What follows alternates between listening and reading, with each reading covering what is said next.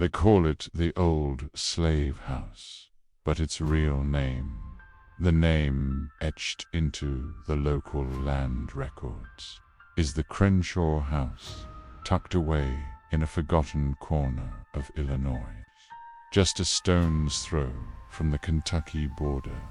It stands like a scar on the landscape, a decaying mansion that has seen far too much and seems to have forgotten nothing. Locals will tell you in hushed tones that the walls still whisper after dark. They say if you stand long enough beneath its rotting roof, you can hear the faint, chilling clink of chains.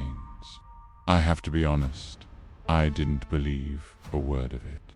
I thought it was just small-town folklore, something to spook tourists, until I went there myself. It all started as one of those spontaneous late October road trips. You know the kind, where the air is crisp, the leaves are turning, and you tell yourself you're just chasing a good ghost story.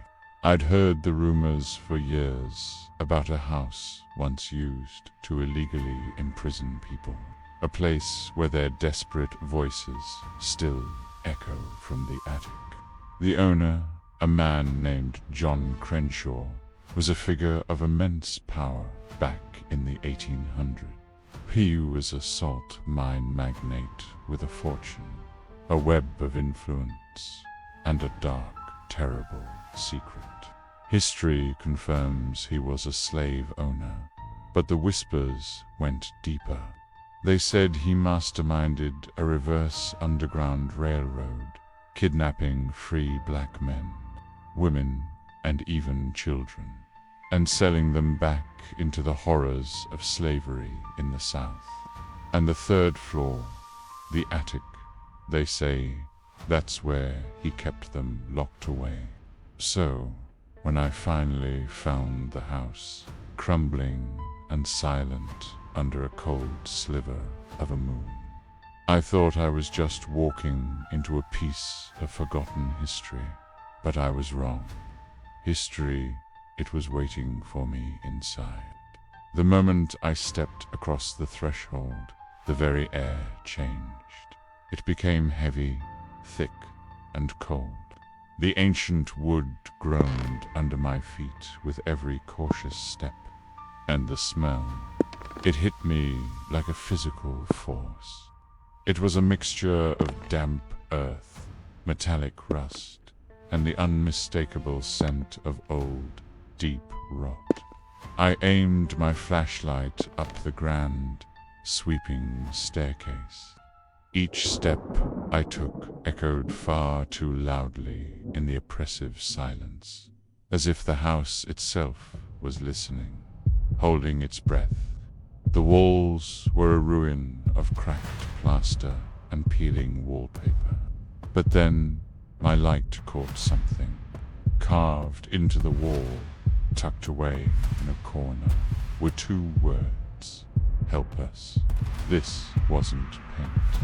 This was gouged into the plaster itself, deeply, as if someone had used their own fingernails, desperate and broken.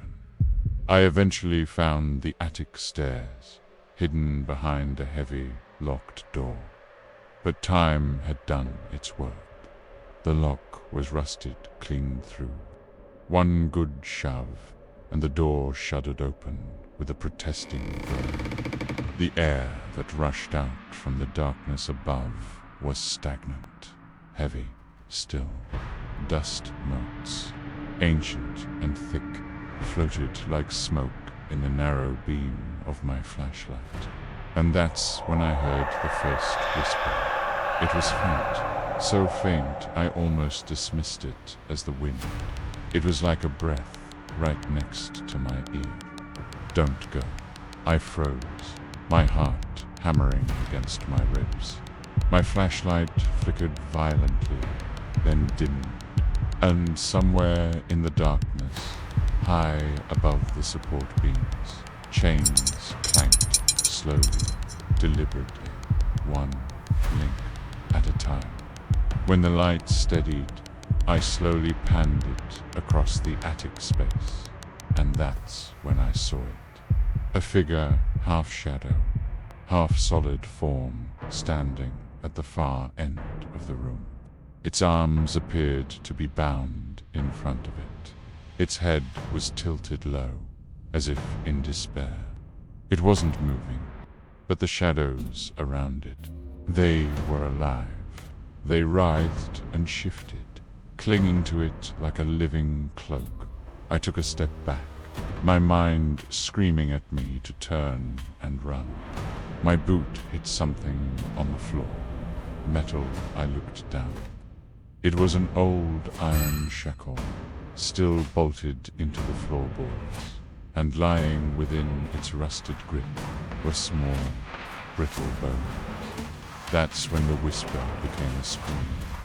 A full-throated, soul-shattering scream that came from everywhere at once. Run. And in that instant, my flashlight died. Total, absolute blackness. I couldn't see. I couldn't breathe. The air was stolen from my lungs, but I could hear. Oh, I could hear everything. The sound of chains dragging across the wooden floor, coming closer. The frantic shuffling of unseen footsteps all around me, circling me. And then the voices. A dozen voices, maybe more, crying, shouting, overlapping in a chaotic symphony of pain. He took us. He never let us leave. They still come for us at night. My flashlight, as if by some miracle, flickered back to life. And for one horrifying second, I saw that every corner of that attic was filled with shadows. Not just shadows, but shapes within them, twitching, reaching, their forms contorted in agony. Baran. I didn't look back. I scrambled down the stairs, burst through the front door, and didn't stop running until I hit the tree line at the edge of the property, gasping for air. When I finally dared to look back at the house, I saw it. The attic window was glowing with a faint, sickly orange light, and framed within it, I saw a silhouette staring down at me. This wasn't one of the tormented shadow figures from before.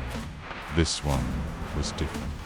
It was tall, motionless, and unmistakably human, solid, and I knew with a certainty that chilled me to the bone. I was looking at the master of the house, Crenshaw. The next day, I drove back to town, my hands still shaking. I scrolled through the photos I'd taken on my phone. Most were just blurry shots of darkness, dust, and shadows. But one photo showed something I will never, ever forget.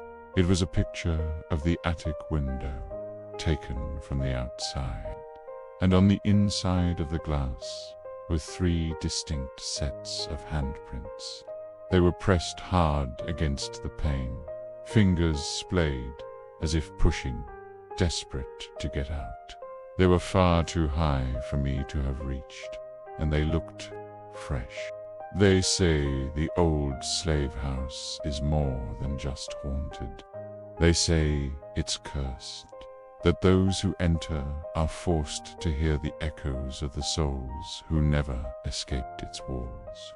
So, if you ever find yourself on that lonely stretch of road by the Saline River, and you see that dark, decaying mansion looming in the distance, don't go near it after nightfall, because some houses don't just remember the dead, they keep them. Thanks so much for joining me on this terrifying journey. If you like these deep dives into the unknown, hit that like button and subscribe for more stories from the shadows. Stay safe out there.